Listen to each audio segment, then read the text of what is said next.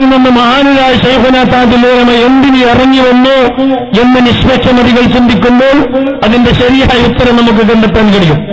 അനുസ്മരണം എന്ന് പറയുമ്പോൾ അവർ ജീവിതത്തിൽ നടത്തിയ വലിയ ആശയ പോരാട്ടങ്ങൾ, സുന്നത്ത് ജമാഅത്തിന്റെ ആശയ രംഗത്ത്, ദഅ്വാ രംഗത്ത് നടത്തിയ ആശയ പോരാട്ടം ഒരിക്കലും നമുക്ക് മറക്കാൻ കഴിയില്ല. സഹോദരങ്ങളെ, ദൗർഭാഗ്യകരമായ സമസ്തയോടെ പിളർത്തു. നമ്മൾ ദൗർഭാഗ്യകരം എന്ന് പറയുന്നു, പക്ഷേ അത് നിർബന്ധമായിരുന്നു.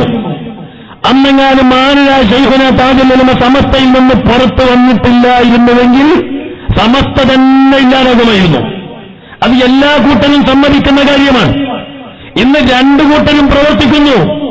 നമ്മൾ ബഹുമാനപ്പെട്ട സുൽത്താനുൽ ഉലമ എ.പി. ഉസ്താദിന്റെ നേതൃത്വത്തിൽ അണികളായി സുന്നത്ത് ജമാഅത്തിന്റെ സംഘടനാ രംഗത്ത് നമ്മൾ പ്രവർത്തിക്കുന്നു.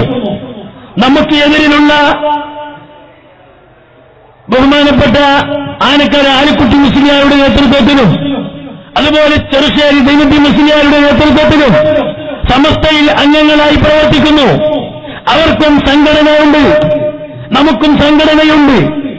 പക്ഷേ സഹോദരങ്ങളെ, രണ്ടും നിലനിൽക്കുന്നു എന്നത് എന്തുകൊണ്ടാണ്? മഹാനായ ശൈഖുനാ താജുൽ ഉലമ ഇറങ്ങി വന്നതുകൊണ്ട്.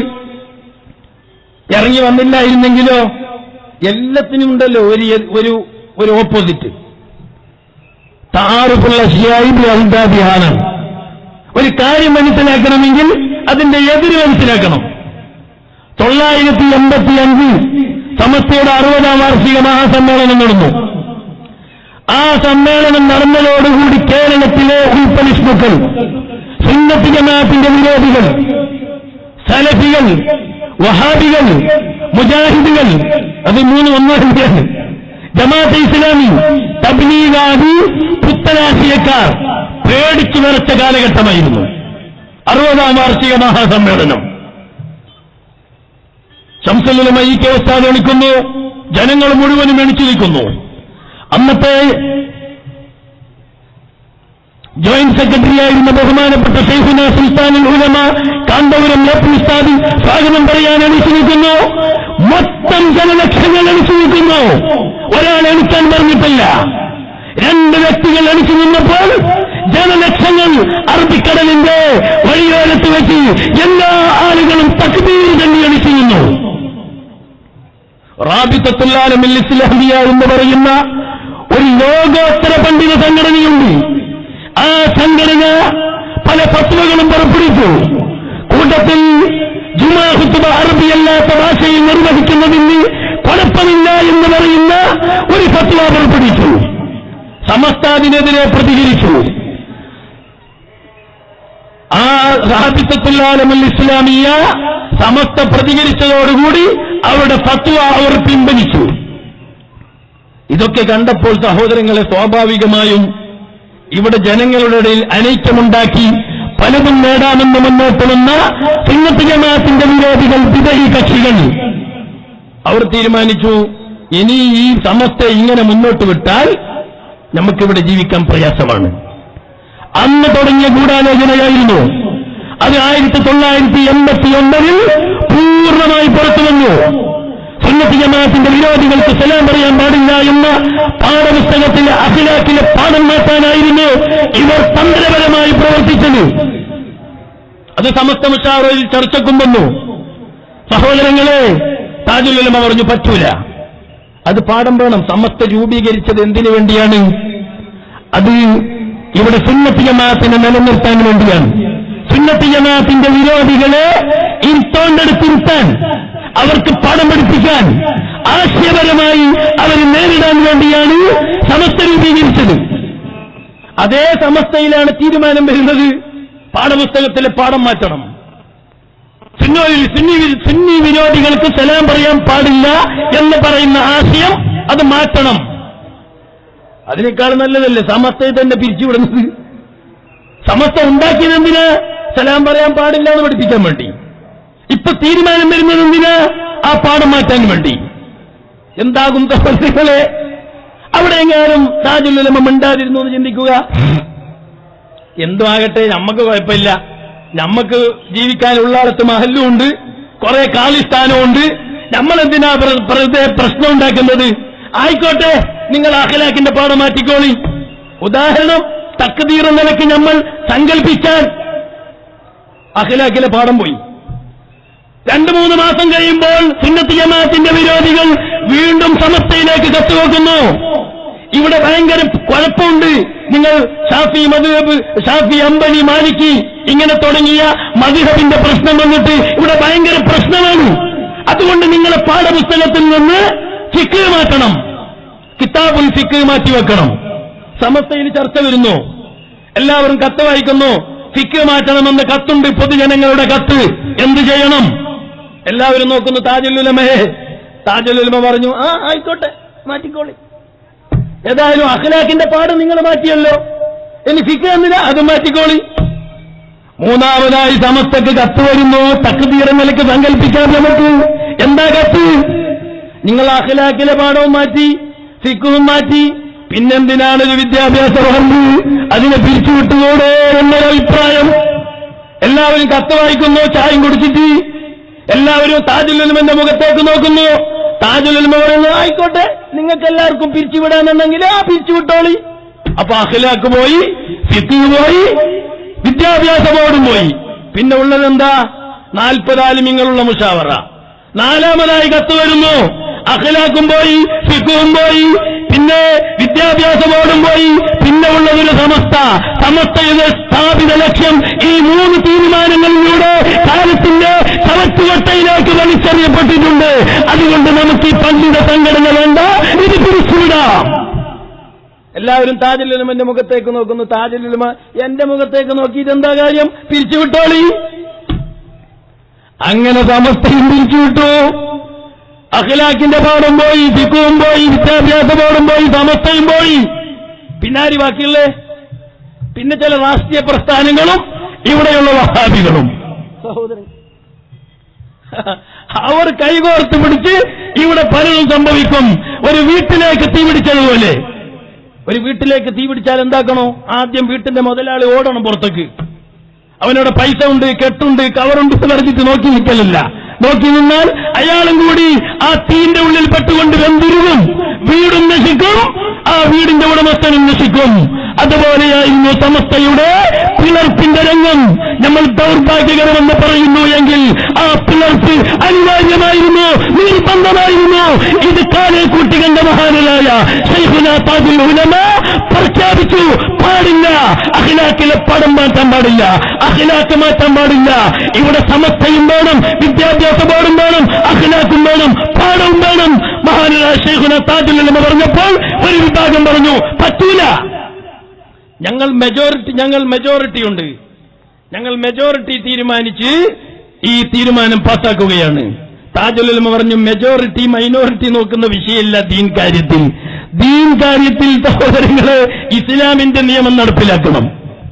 ഇവിടെ പെണ്ണുങ്ങൾക്ക് വേറെ മതില് ഒരു പർദ്ദ കെട്ടിക്കൊടുത്തിട്ടുണ്ട്. അൽഹംദുലില്ലാ, പെണ്ണുങ്ങളൊന്നും കാണാൻ സാധിക്കുന്നില്ല. ബഹുമാനപ്പെട്ട ശൈഖുനാ ആലിക്കുഞ്ഞ് ഉസ്താദ് അവர்கள் അല്ലാഹു ദീർഘായുസ്സും ആഫിയത്തും കൊടുക്കട്ടെ.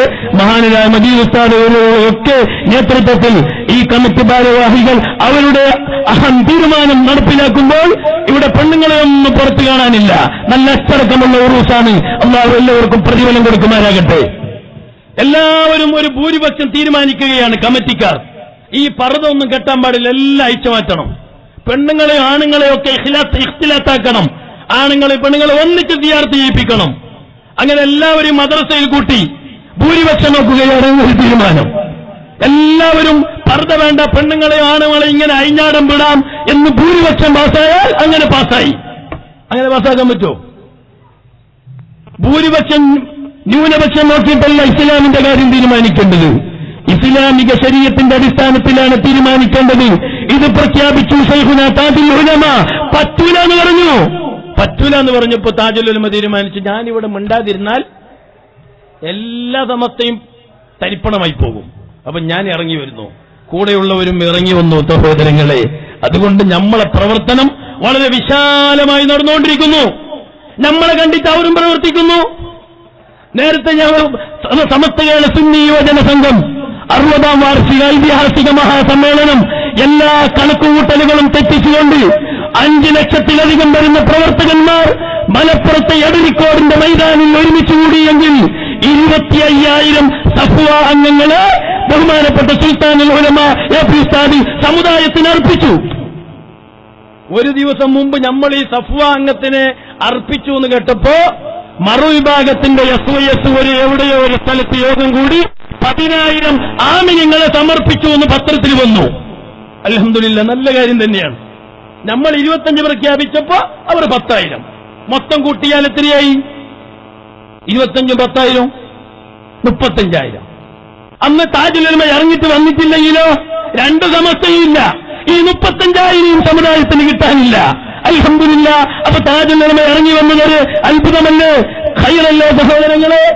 അപ്പൊ ഞാൻ പറഞ്ഞു വരുന്നത്, മഹാനരായ ശൈഖുനാ താജുൽ ഉലമയുടെ അനുസ്മരണം നമ്മൾ ചിന്തിക്കുമ്പോൾ സുന്നത്ത് ജമാഅത്തിന്റെ ആശയ ആദർശ രംഗത്ത് ഒരിക്കലും പകരം വെക്കാൻ കഴിയാത്ത വലിയ നേതൃത്വമായിരുന്നു ബഹുമാനപ്പെട്ട ശൈഖുനാ താജുൽ ഉലമ.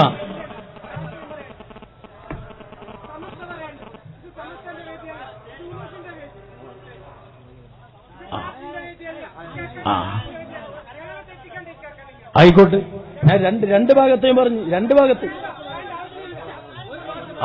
ആയിക്കോട്ടെ ആയിക്കോട്ടെ ആയിക്കോട്ടെ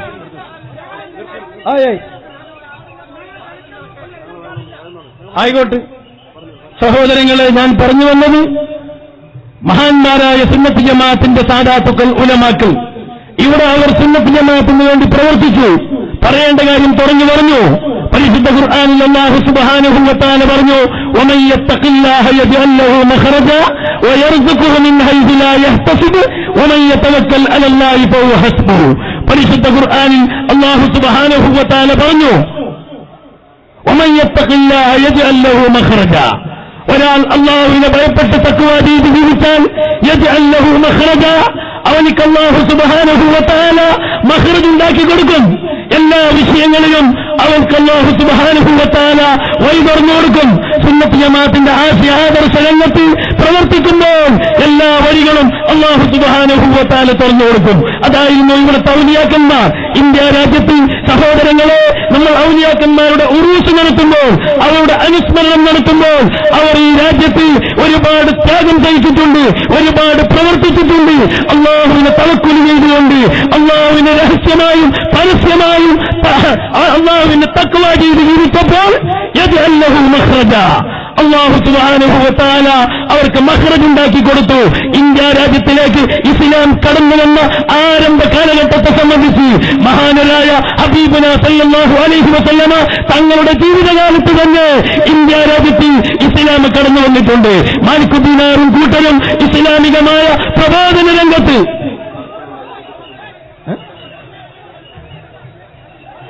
സഹോദരങ്ങളെ, എല്ലാവരും ഇരിക്കൂ. എന്നാൽ ഞാൻ നിർത്തിക്കോളാം. ഞാൻ നിർത്തുന്നു. എല്ലാവരും സമാധാനിക്കുക.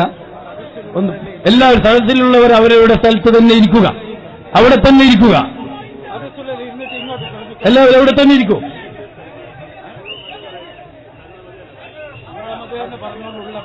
എല്ലാവരും അവിടെ തന്നെ ഇരിക്കൂ. സഹോദരങ്ങളെ, അല്ലാഹു സുബ്ഹാനഹു വ തആല നമുക്ക് ബർക്കത്ത് നൽകുമാറാകട്ടെ. നമ്മുടെ ജീവിതത്തിൽ വന്ന പോരായ്മകളൊക്കെ അല്ലാഹു പുറത്തു തരുമാറാകട്ടെ. സഹോദരങ്ങളെ, ഞാൻ നിർമ്മിപ്പിക്കുന്നില്ല, ഞാൻ അവസാനിക്കുകയാണ്. നമ്മൾ ഈ അനുസ്മരണം നടത്തുമ്പോൾ സഹോദരങ്ങളെ, നമുക്ക് പലരെയും അനുസ്മരിക്കേണ്ടതുണ്ട്. നമ്മുടെ നേതാക്കന്മാർ തന്നെയാണ് ബഹുമാനപ്പെട്ട ശൈഖുനാ, ഞാൻ നേരത്തെ പറഞ്ഞില്ലേ, ബഹുമാനപ്പെട്ട ശംസുൽ ഉലമ ഇ.കെ. ഉസ്താദും ബഹുമാനപ്പെട്ട റഈസുൽ മുഹഖഖീൻ കണ്ണത്ത് അഹ്മദ് ഉസ്താദ് ഉസ്താദവറുകളും അതുപോലെ സുന്നത്ത് ജമാഅത്തിന്റെ ഐക്യത്തിന് വേണ്ടി പ്രസംഗിക്കുകയും ചെയ്തു കാണിക്കുകയും ചെയ്ത ബഹുമാനപ്പെട്ട സയ്യിദ് പാണക്കാട് സയ്യിദ് മുഹമ്മദ് അലി ശിഹാബ് തങ്ങൾ അല്ലാഹുവിന്റെ ദർജ ഉയർത്തിക്കൊടുക്കുമാറാകട്ടെ. സുന്നത്ത് ജമാഅത്തിന്റെ ഉലമാക്കൾ തമ്മിൽ ഐക്യപ്പെടണം എന്ന് പറഞ്ഞത് മാത്രമല്ല, കാണിച്ചു കൊടുത്തു മഹാനവറുകൾ. മംഗലാപുരത്തെ മസ്ജിദ് തഖ്വയുടെ ഉദ്ഘാടന വേളയിലും കേരളത്തിലെ ഹജ്ജ് ഹൗസിന്റെ ഉദ്ഘാടന വേളയിലും മഹാന്മാരായ ഉലമാക്കളുടെ കൂടെ സാദാത്തുക്കളുടെ കൂടെ വേദി പങ്കിട്ടുകൊണ്ട് ഇരുന്നു കൊടുത്തുകൊണ്ട് ബഹുമാനപ്പെട്ട സയ്യിദ് മുഹമ്മദ് അലി ശിഹാബ് തങ്ങൾ, മർഹൂം പണക്കാട് തങ്ങൾ സുന്നി ഐക്യത്തിന് വേണ്ടി പ്രസംഗിച്ചു, പ്രവർത്തിച്ചു, വേദി പങ്കിട്ടു. ഇങ്ങനെയുള്ള മഹാരഥന്മാർക്ക് അല്ലാഹു സുബ്ഹാനഹു വ തആല ദർജ വർദ്ധിപ്പിച്ചു കൊടുക്കുമാറാകട്ടെ. അവരെ കൂടെ നമ്മളെയും ഹബീബായി സല്ലല്ലാഹു അലൈഹി വസല്ലം തങ്ങളെ കൂടെ സ്വർഗ്ഗത്തിൽ ഒരുമിച്ച് കൂട്ടി പെരുമാറാകട്ടെ എന്ന് പ്രാർത്ഥിച്ചുകൊണ്ട് ഈ മഹത്തായ ഉറൂസ് പരിപാടിക്ക് വേണ്ടി എല്ലാ നിലക്കുള്ള ആശംസകൾ അറിയിച്ചുകൊണ്ട് ഞാൻ അവസാനിപ്പിക്കുകയാണ്. വആഖിറു ദഅവാനാ അൽഹംദുലില്ലാഹി റബ്ബിൽ ആലമീൻ. വസ്സലാമു അലൈക്കും വറഹ്മത്തുള്ളാഹി തആല വബറകാതുഹു.